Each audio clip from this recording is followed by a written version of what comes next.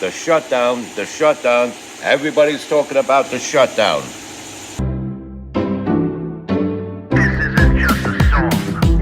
Illuminati is a thing you need to watch out for. They want to depopulate and slave us so much more. World domination, I'll get into that later. I'm hardcore, fierce and sexy. You're just a hater. You deserve the ridicule because you're an absolute zero. I'm the keeper of the chalice, a rock and roll hero. I'm not an idiot nobody listens to, because I'm not a failure in life like you. Let's talk about Bill Gates and the mark of the beast, and the orgies in the streets at the Catholic feasts, and Bill and Hillary's human trafficking ring, and George Soros got the money to pay for everything. Socialism is for losers, working for the devil. Chumps that can't fight, they ain't on my level. It takes an evil one to try to debunk and doubt it, so I'd rather die than stop talking about it. Watch out, watch out, watch out, watch out. Watch out for the Illuminati. Watch out, watch out, watch out, watch out. Watch out for the Illuminati. Watch out, watch out, watch out, watch out. Watch out for the Illuminati. Watch out for the Illuminati. All right. And a landmark standoff between the righteous and the Illuminati. The conclusion's been drawn. Trump owns Schumer. Let me say that again. In a landmark standoff between Trump versus the Illuminati, Donald Trump owns Chuck Schumer. And it couldn't have happened to a nicer fella. Chuck Schumer is one of these legacy Democrats that have been in Congress for decades. He was in Congress for decades, like the House of Representatives, before he finally decided to run for U.S. Senate. And he managed to squeak a win past the then incumbent Al D'Amato, who was a great senator. Al D'Amato was one of our greatest senators. And he supported and backed Donald Trump. He's still alive and well, and he supports and backs Donald Trump. And a lot of Republicans I liked in the past like Donald Trump today. Some don't, but then their true colors have been shown prior to then. And so I stopped liking them before they shown their colors as far as how they stand with Donald Trump. But anyway, the Democrats despise Donald Trump, every last one of them. And as I said, Chuck Schumer is a legacy Democrat who believes he's entitled to the office he holds, and a lot of these legacy Democrats believe they're entitled to whatever new offices they seek. This is the end of the line for Chuck Schumer. He won't be seeking any new offices, but he did have hopes and aspirations of hanging on to the Senate well into his 80s and possibly 90s. And it's like, what the hell are you doing holding on to a public office into your 80s and 90s? Wasn't there a senator from California that dropped dead on the campaign trail of old age?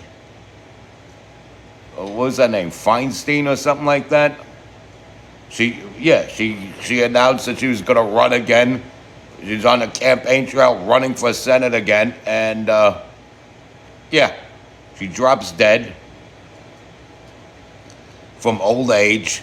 And what the hell is it for?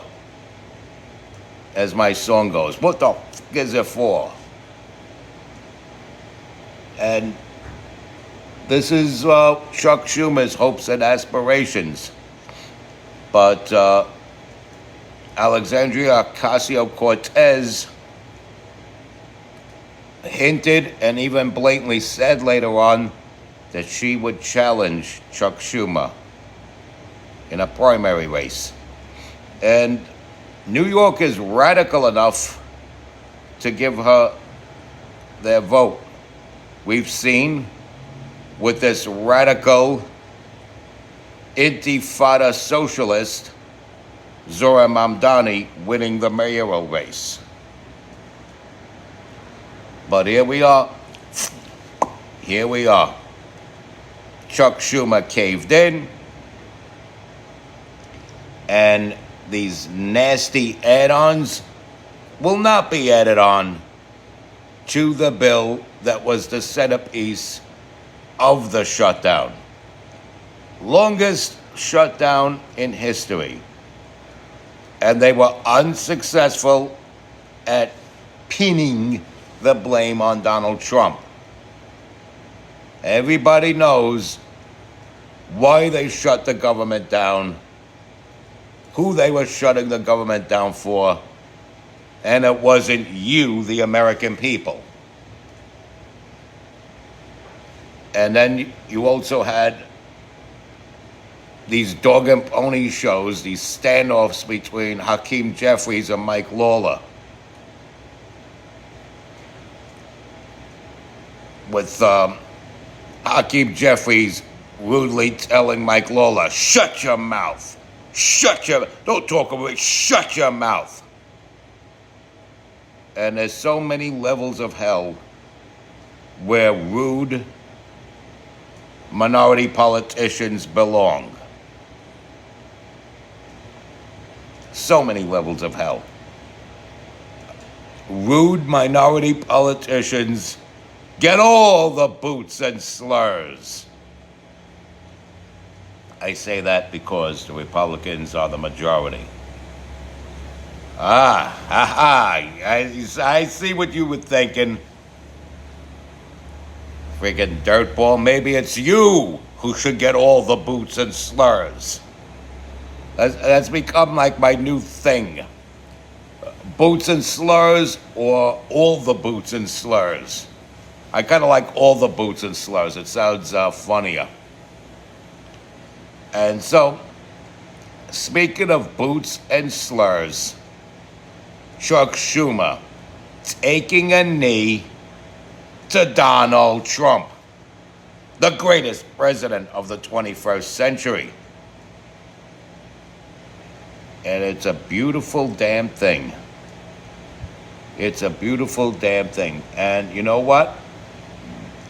By the end of the 21st century, some people say I won't be here by then, but by the end of the 21st century, I can guarantee, after I'm dead, there will be no greater president than Donald Trump. And you'll have to find another great president in the 22nd century. But there'll be some presidents that come pretty close.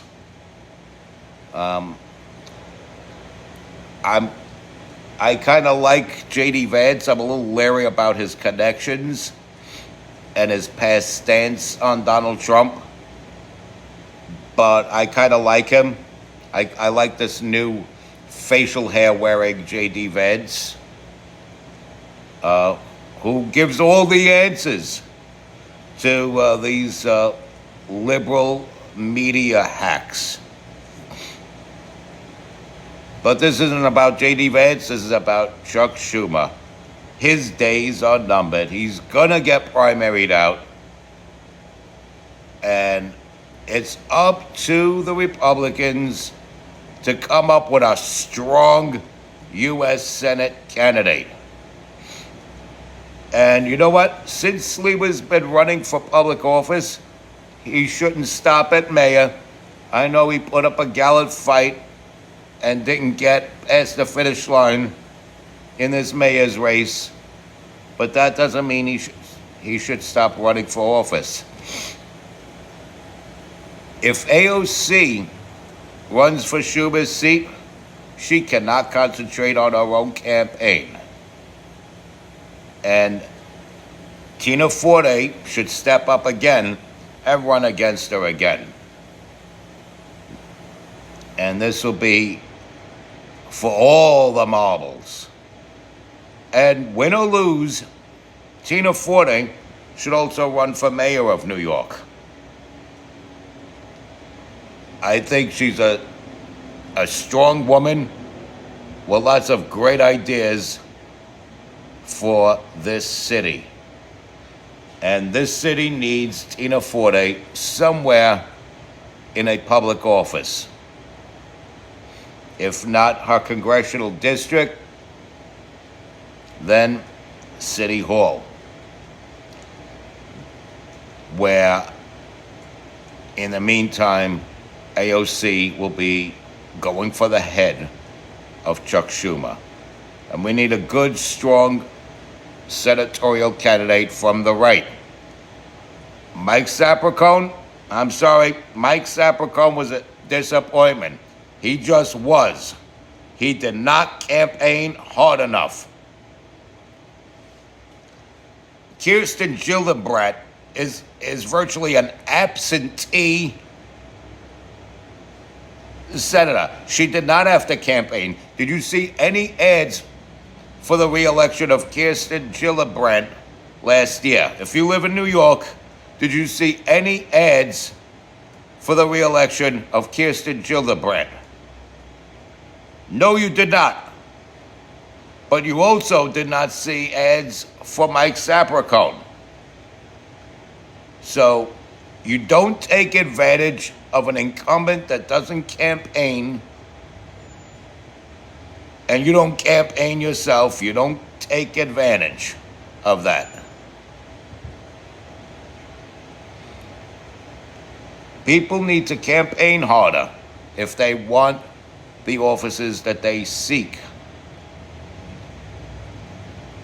Why couldn't Sapercone get in front of the cameras more often? If he was too busy to campaign, then he shouldn't have ran. And another death blow to his own election and his own campaign was blatantly saying, well, I'm not MAGA. Even if you're not MAGA, you say things like, well, a lot of the things of MAGA are in line with what I believe in. Steve Chen said that. He got elected. I voted for him. And not only did I vote for him, I purposely went over to the conservative column and voted for him as a conservative, not a Republican. And now somebody would say, now why'd you do that? And I'll tell you why'd I do that. Because his opponent, who was an incumbent and a vicious Democrat, as vicious Democrats do, ran a vicious, dishonest, dirty campaign against him, claiming that conservatives support Steve Chen as if that is a bad thing. So we need a good Republican senator. We need a good Republican U.S. senator. Somebody to, and by rights, with that being the former senatorial seat of Alphonse D'Amato, there should be a Republican holding that office. There should be. But will there? It depends on who they pick and how hard they push them.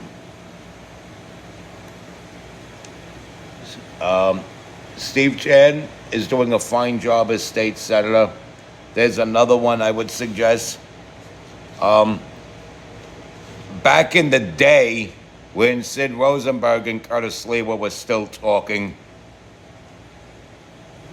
Curtis Sliwa suggested Sid Rosenberg run. And that would have been funny. But if Sid Rosenberg runs and it comes down to Schumer's primaried out and it's AOC versus Sid Rosenberg, because of how he announced Curtis can't win, I gotta support Cuomo, for the sake of Israel and Curtis can't win, I gotta support Cuomo because he did that. I don't think he's gonna run for any public office. I think he's gonna just stay right behind the mic there at WABC. But if he were to hypothetically do that, and it comes down to him and AOC fighting tooth and nail for, by then, lame duck Senator Chuck Schumer's seat, I would actually cast a vote for AOC. Or stay home. I would probably more likely stay home. But I would really be contemplating that vote for AOC if it comes down to AOC and Sid Rosenberg. But this is like way, way outlandishly hypothetical. I doubt Sid Rosenberg will ever attempt to run for a public office. He's newish to political commentating. Not new, but new-ish to it. He's originally a sports commentator, and sports commentators don't make good politicians. Football players make good politicians. Jack Kemp, he was good. Basketball players don't make good politicians. If you, let's see, if you run as a Democrat, you're not a good politician right off the bat. And if you run as a Republican, you have to be vetted and vetted closely. But this shutdown, man, this shutdown is winding down. It's almost over. Donald Trump shut that Chuck Schumer down. Oh my goodness. And he's going to get primaried out big time. This is an opportunity to put somebody good. Mike Lawler. There's somebody I forgot about. I mentioned him earlier in this video, but there's a guy you could freaking put up against AOC. Mike Lawler would beat AOC for any public office, period. If Mike Lawler decided to resign from his district just so he could move into AOC's district and run against AOC if she decides not to run it for senator and run for re-election of the congressional seat of her own district, and Mike Lawler were to run against her, he would beat her.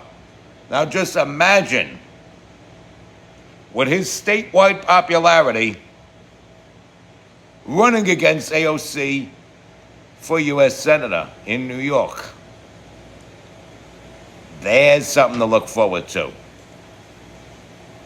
And you know what else is something to look forward to? The new governor, the inevitable future governor, Elise Stefanik. I'm telling you, God's going to work in ways that will tip the scales in our favor, as it should be, because only the righteous should be the stewards of the earth. And you can't have these Luciferian leftists trying to ruin everything for everybody. Lucifer is not very nice. Even Adolf Hitler is nicer than Lucifer. The devil is worse than Adolf Hitler. Okay? Satan is worse than Adolf Hitler. Satan's even worse than Stalin. And Stalin is worse than Adolf Hitler. You gotta have a healthy respect for God. And that's why I say unto my people, respect God, watch out for the Illuminati, like, follow, share, comment, subscribe. It's your boy in the building, hip-hop legend, recording engineer, underground rock and roll hero, MC Too Tall. You be safe out there.